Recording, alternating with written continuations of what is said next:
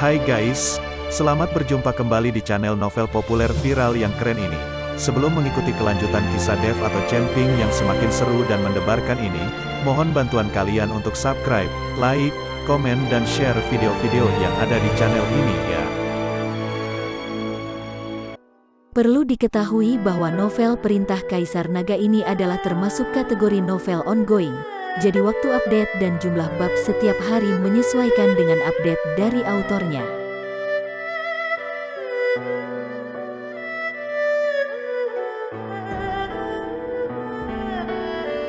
Perintah Kaisar Naga bab 3424, 3475, 3476.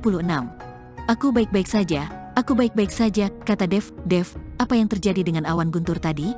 Kupikir Kipejia lah yang menerobos ke alam Mahayana. Tapi aku melihat dia tidak berubah sekarang, dan kamu juga tidak berubah. Jadi, apa yang terjadi tadi? Baikian bertanya pada Dev dengan rasa ingin tahu. Dev tersenyum dan mengeluarkan binatang kecil yang menelan langit itu. Lihat, telur makhluk abadi telah menetas, kata Dev. Wow, binatang kecil yang lucu. Apakah ini binatang kilin? Ketika Baikian melihat binatang kecil yang menelan langit, dia begitu gembira hingga dia ingin menyentuhnya dengan tangannya. Aum, begitu Baikian mengulurkan tangannya, binatang yang menelan langit itu mengaum. Suara ini mengejutkan Baikian dan membuatnya mundur ketakutan. Dia tidak menyangka binatang kilin kecil yang lucu itu menjadi begitu ganas. Ratu Rubah, ini bukan binatang kilin, ini binatang penelan langit. Ia memiliki temperamen yang sangat liar. Jangan main-main dengannya, kata Helena kepada Baikian. Tampaknya Helena memiliki banyak informasi, dan dia dapat mengetahui secara sekilas bahwa ini bukanlah binatang kilin, tetapi binatang yang menelan langit. Menelan binatang langit, Baikian kaget dan buru-buru mundur. Seng Bushi, Seng Jiahui dan yang lainnya juga sangat penasaran ketika mereka melihat binatang yang menelan langit di tangan Dev. Tapi mereka tidak tahu apa itu binatang yang menelan langit, mereka juga tidak tahu betapa kuatnya binatang yang menelan langit itu. Dev menyimpan kembali binatang penelan langit itu. Dev mengetahui sifat makhluk kecil ini. Jika dia menggigit seseorang, itu akan berakibat buruk. Oke, ayo pergi dari sini secepatnya. Dev takut Kipejia akan kembali, jadi dia ingin pergi secepat mungkin. Semua orang mengangguk dan segera pergi bersama Dev dan yang lainnya. Setelah berjalan keluar gunung, Seng Bushi melangkah maju dan berterima kasih kepada Dev. Tuan Chen, terima kasih banyak. Jika bukan karena Anda, keluarga Seng kami tidak akan bisa mendapatkan buku mantra dari Sekte Tianfu. Kami berencana untuk meninggalkan medan perang dewa dan iblis ini. Kami memperoleh buku mantra dari Sekte Tianfu ini adalah berkah terbesar bagi keluarga Seng kami. Tuan Seng, sama-sama.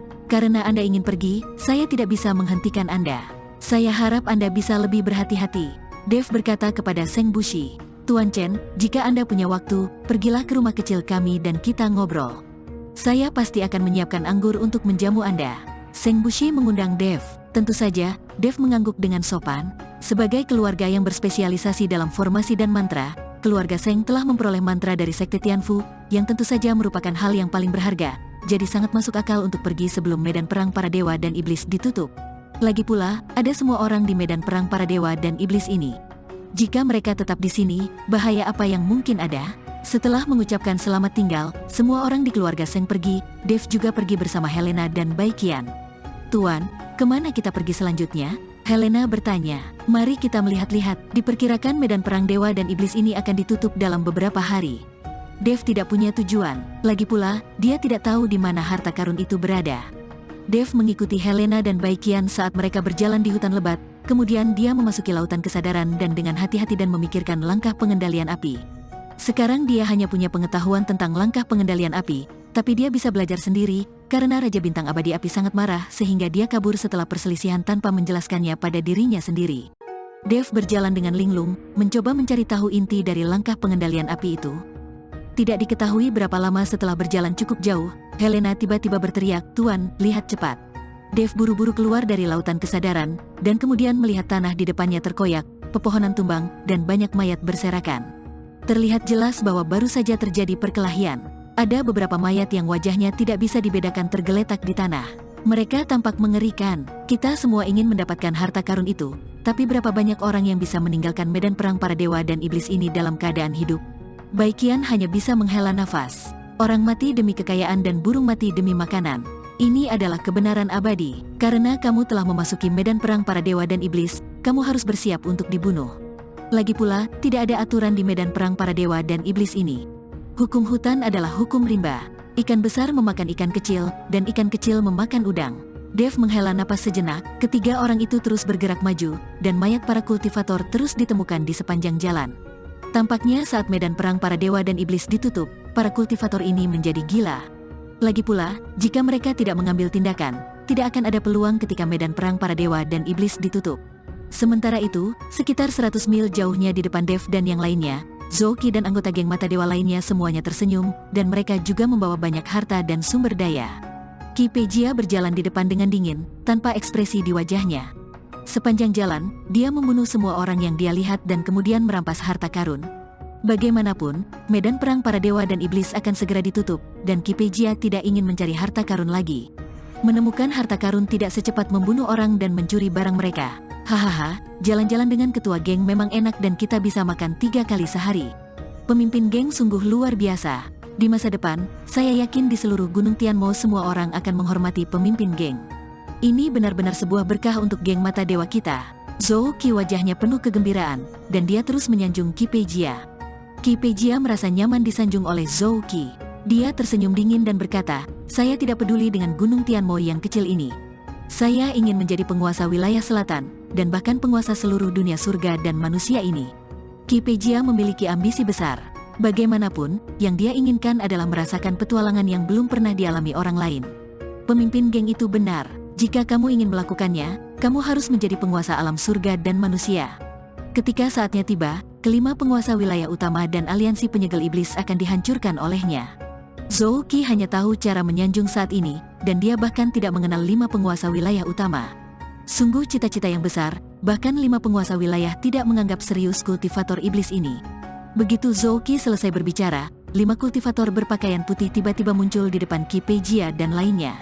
Kelima orang ini tampak serius dan menatap harta karun di tangan Zhou Qi. Dan kelima orang ini juga sangat kuat, 2 berada di alam kesengsaraan tingkat ke-7, dan 3 orang berada di alam kesengsaraan tingkat 6. Dengan kekuatan seperti ini, mereka dianggap sangat baik. Melihat seseorang berani menghentikannya, Qi Pejia segera tersenyum dingin, siapa kamu? Pemimpin geng, kelima orang ini adalah orang-orang yang luar biasa, dan mereka semua sangat kuat. Ketika Zhou Qi melihat kelima orang itu, wajahnya berubah sedikit dan berkata kepada Qi Pejia. Siapa mereka itu? Qi Pejia tidak mengenalnya, mereka berlima punya panggilan masing-masing. Kelimanya berasal dari 5 sekte besar di Fancheng di wilayah selatan. Setiap sekte memilih talenta muda untuk membentuk 5 pria luar biasa ini. Zhou Qi memberikan penjelasan kepada Qi Pejia. Ketika Qi Pejia mendengar ini, dia segera mengangkat sudut mulutnya dan berkata, omong kosong apa luar biasanya 5 orang itu? Mereka akan sial jika bertemu denganku. Melihat Qi Pejia tidak takut sama sekali, mereka berlima sedikit terkejut. Lagi pula, nama kelima orang luar biasa mereka sangat terkenal di kawasan Gunung Tianmo, mengapa Qi Pejia tidak mengenali mereka? Qi Pejia dulunya hanyalah seorang kultivator biasa, tetapi kemudian dia dilempar ke gua menelan iblis dan bertualang. 5 orang luar biasa ini sudah lama tidak berkumpul. Meskipun mereka sangat terkenal, Qi Pejia tidak mengetahuinya. Dan ini normal, kelima orang itu memandang Qi Pejia dan melihat ekspresi Qi Pei yang dingin dan bangga. Dia mengenakan pakaian hitam dengan pola aneh. Selain itu, tubuh Qi Pejia dipenuhi dengan aura jahat darah kental, dan aura yang dipancarkannya sangat ganas. Rekan tahu, Anda membunuh banyak murid dari 5 sekte kami di sepanjang jalan dan merampok banyak harta milik kami. Saya harap Anda dapat mengembalikannya. Selama Anda bersedia menyerahkan harta itu, kami bisa membiarkan Anda pergi tanpa mengambil tindakan dan tidak akan ada perkelahian besar. Kata pemimpin dari 5 orang itu, seorang pemuda berkulit putih memegang pedang panjang. Hartamu, Qi Pejia tersenyum, lalu berkata dengan nada meremehkan, apapun yang ada di tanganku adalah milikku. Kamu bisa mengambilnya jika kamu mau.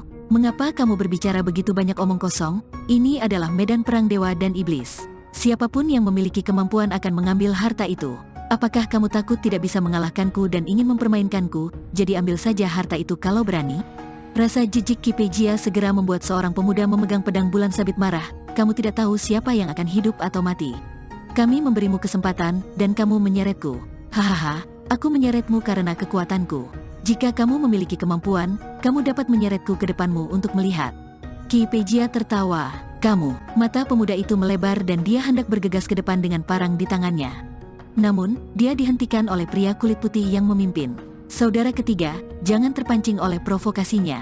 Bahkan jika kamu melakukannya, kita akan melakukannya bersama-sama. Pemuda dengan pedang mundur kembali. Rekan Tao, ada 5 sekte besar di belakang kami para pria yang luar biasa. Bahkan jika kamu meninggalkan medan perang para dewa dan iblis dengan harta ini, apakah kamu pikir kamu dapat meninggalkan Gunung Tianmo? Bahkan jika kamu meremehkan kami berlima, tapi di belakang kita ada 5 sekte besar, bukankah sama saja kamu meremehkan 5 sekte besar itu? Pria berkulit putih itu sepertinya tidak ingin melakukan apapun, tetapi ingin mendapatkan harta yang telah direbut Qi Peijia.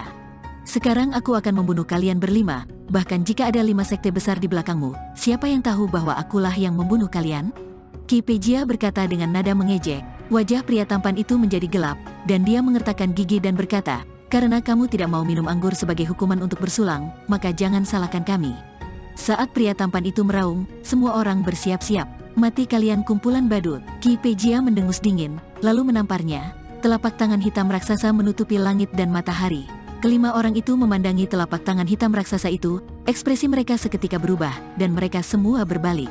Pada saat yang sama, ketika 5 orang mundur, mereka juga menembakkan aliran kekuatan spiritual. Kekuatan spiritual ini terkondensasi di satu tempat dan langsung menuju Qi Peijia. Qi Peijia bahkan tidak mengelak, kabut hitam memenuhi tubuhnya, dan kemudian kabut hitam mengembun menjadi baju besi. Armor sihir hitam, teriak seseorang. Terlihat 5 orang bekerja sama untuk menyerang, tetapi itu langsung diblokir oleh baju besi sihir hitam di Qi Peijia. Saat ini, wajah kelima orang itu sangat jelek, dan tubuh mereka secara naluriah mundur. Mereka meremehkan Qi Peijia. Mereka berlima bekerja sama dan bahkan tidak bisa menyakiti Qi Peijia. Bagaimana mereka bisa melawannya? Sekarang mereka berlima tidak menginginkan harta apapun, mereka hanya ingin melarikan diri. Sudah terlambat untuk melarikan diri sekarang. Qi Peijia mendengus dingin. Qi Peijia melambaikan telapak tangannya ke depan, dan sebuah cakar besar menangkapnya. Melihat ini, pria berkulit putih itu buru-buru berteriak, mantra formasi, gunakan mantra formasi dengan cepat. Dengan suara gemuruh, 5 orang itu mengeluarkan jimat kuning dari tubuh mereka pada saat yang sama, dan kemudian kelima orang itu menyemburkan seteguk darah ke arah jimat, ekspresi mereka langsung berubah. Mereka semua menjadi pucat, jimat di tangan mereka berlima dibeli dari keluarga Seng dengan harga yang mahal. Bersama dengan esensi darah mereka berlima, formasi ini bisa dibuat lebih kuat. Jimat formasi memancarkan cahaya, dan kemudian dilemparkan ke udara oleh 5 orang. Kemudian 5 jimat formasi terhubung satu sama lain, dan sebuah formasi tiba-tiba muncul, menjebak Qi Peijia di dalam. Kemudian kelima orang itu terhubung dalam sebuah formasi, dan sosok mereka berangsur-angsur menghilang, dan akhirnya menghilang. Kelima orang itu sepertinya tidak terlihat, langsung mengintegrasikan diri mereka ke dalam formasi. Zhou Qi dan yang lainnya terkejut saat melihat pemandangan ini. Hanya Qi Peijia yang melihat kelima orang yang menghilang dan tertawa dengan jijik. Apakah kamu hanya ingin mengalahkanku dengan formasi rusak ini? Qi Peijia berkata dengan nada menghina.